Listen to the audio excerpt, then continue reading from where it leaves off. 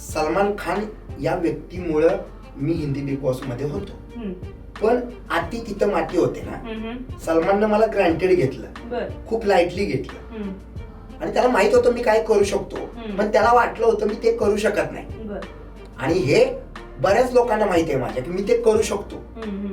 जे तुम्ही एक्सपेक्ट कराल ना त्याच्यापेक्षा मी प्रेमळ आहे. पण जर तुम्ही मला ग्रँटली घेतलं तर मी तुमच्या सगळ्या स्वप्नांना उद्ध्वस्त करू शकतो क्षणात.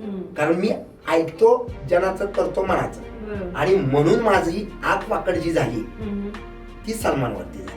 जे संपूर्ण राज्याला माहिती आहे, देशाला माहिती आहे की जो काही दम मी सलमानला दिला आणि मग त्याच्यानंतर आता त्याला धमक्या वगैरे यायला लागल्या ना. जगातला पहिला माणूस मी होतो की सलमानला ते मी बोललो. सलमान बद्दल बोलायला लोक भीत होती कारण त्यानं सगळं बॉलिवूड खाल्लेलं आहे. पण अभिजित बिचुकलेंना तो नाही खाऊ शकत. आणि आता अभिजित बिचुकले तर इंडस्ट्रीमध्ये ऍज अ प्रोड्युसर म्हणून येतोय आपण.